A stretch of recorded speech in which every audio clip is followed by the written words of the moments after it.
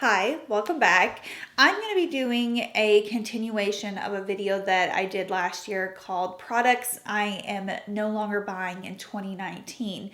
Of course, we're carrying over into 2020 now, and just by making that small change last year of not buying those 5 products, I really honed in on what I needed and what I didn't need in my collection. And so this is more of just kind of like an inspirational video, something to not only hold myself accountable, but just to maybe inspire you to consciously think about the things that you're purchasing for your own makeup routine. The cosmetic industry is so much larger than what it was when I first started making videos. And for a long time, I was really wrapped up in buying the latest and greatest thing. Once you've been around the block a time or two, you kind of start to realize that most products are the same. They're just remarketed and repackaged to fit a different demographic. So just by eliminating those few products last year, I not only became more confident in my routine,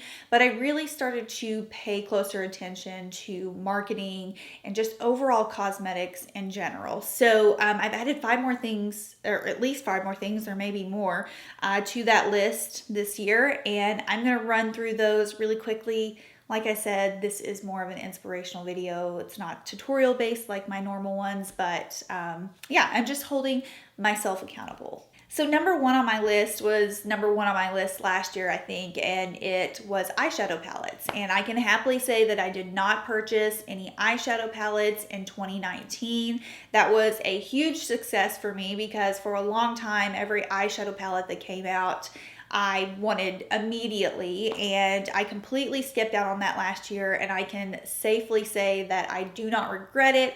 I don't miss eyeshadow palettes. Instead, I discovered cream eyeshadows using my Laura Mercier Caviar sticks. Those became a staple, a true staple in my routine in 2019. I was using them before that. I really discovered the versatility of just using 1 or 2 eyeshadows on the lid. Right now I'm wearing 2 eyeshadows, and I think that it looks just as good as using 5 or 6 in an eyeshadow palette. So no more eyeshadow palettes for me. Maybe if a cream eyeshadow palette came out, I might dive into that, like an actual cream palette.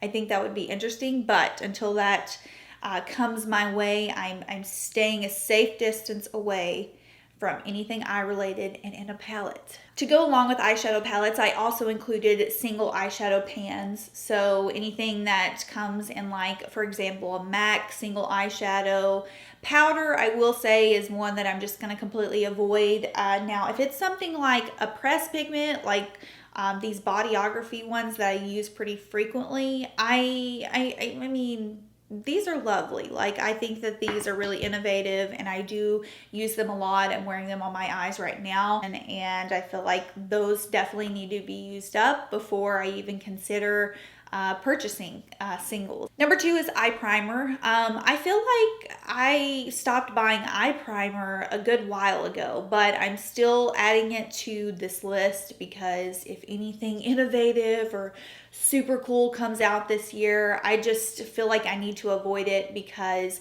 for the types of eye looks that I do, it's just not necessary. I don't have oily eyelids, and it's just something that is another unnecessary step in my routine. High-end mascara is one that I added to my list last year, and I did so well. I thought I did well up until the end of the year. I realized that I had gotten on Glossier and I was reordering my Boy Brow, and at the time they had a bundle where you could get their new Lash Slick mascara with the Boy Brow, and I placed an order for that bundle, and so I kind of broke that because Glossier is pretty much considered a high-end mascara. It's like $18. But other than that, last year I only bought drugstore mascaras, and I found some amazing formulas that I still repurchase and that I still use. So I am re-adding high-end mascara back to my list. So this is a new addition to the list. I don't think it will be that hard for me to abide by this, but I added full coverage foundation to this list, mainly because I can't think of any full coverage foundation that I use frequently, much less at all in 2019. It's just not my vibe anymore. It's not what complements my skin. So there are certain brands and certain marketing, campaigns that will tempt me every now and then to maybe go for a full coverage foundation, but I'm going to try my best to stay away from them because it's a waste of money. I don't use them. They look bad on me. This is a new addition to the list. It is powder highlighter. I rarely wear it. And of course today I'm wearing it. You guys know I always use some form of cream highlighter in my videos. And of course today, just randomly while I was doing my makeup, I was going through my collection and I rediscovered my Match Radiance Big Powder from Laura Mercier, which is a phenomenal one. But I will be staying away completely from powder highlighters. I think I bought a couple last year, probably at the drugstore, but no more for me. I have plenty in my collection and I just don't use them often enough to justify it. Plus, I would rather splurge on a really good creamy highlighter because that's my vibe. Powder blush is being carried back over. I added that to my list last year, and again, I can't think of one powder blush product that I purchased. Instead, I discovered Daniel Sandler's watercolors last year, which are like my ride or dies now. I absolutely think that they are so phenomenal, so gorgeous. I would pick them any day over a powder blush. So again, I pretty much still have like the same powder blush collection as I did last year, and it's an overwhelmingly large amount. So I don't need any more. So the last thing on my list is something that I'm carrying over again from last year, and that is brushes. I did pretty good on brushes last year. I'm looking at all of my brushes right now, and the only ones that I think I repurchased or purchased were a couple of my Real Techniques eye brushes just because they were getting old and I needed a couple of extra in my collection because of how many cream eyeshadow looks I was doing, and these just work perfectly with creams. So I think I did pretty good last year on not purchasing or repurchasing any brushes, and I'm going to continue that philosophy for 2020 until half of my collection falls apart, I guess, because it's out of hand. I mean, I don't know. You tell me.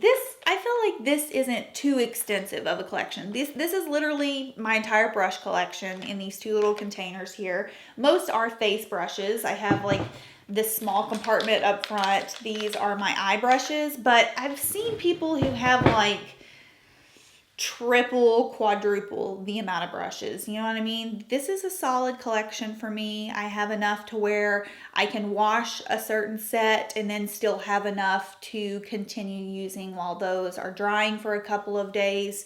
So yeah, I feel like I have a sufficient amount. Okay, I think that's everything on my list. Like I said, I added about 5 extra things to that list compared to what I had last year.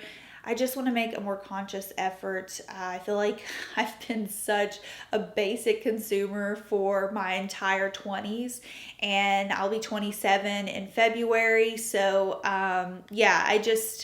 it's time to let it go. It's time to really focus on innovation, things that haven't been done before in the cosmetic industry, and this is just a really good way for me to kind of put like a stopper in my mind when I go shopping for makeup and just think like, hey, remember you said that you didn't really need that in your life? So that's what this video is all about. If you see that I have slipped up this year, call me out in a video. However, now I will still be using things that brands send to me on occasion. A lot of the times, like when I'm sent eyeshadow palettes by brands, I do giveaways with those on Instagram. But if you see me using something on that list in a video, more than likely a brand has probably sent it to me. But I always, in the description box, leave an asterisk mark next to the products that are sent to me by companies, so you'll know. I hope you enjoyed this. Let me know if there are some things you're not buying for 2020. Would love to know what's on your list, and I will see y'all in my next video. Bye.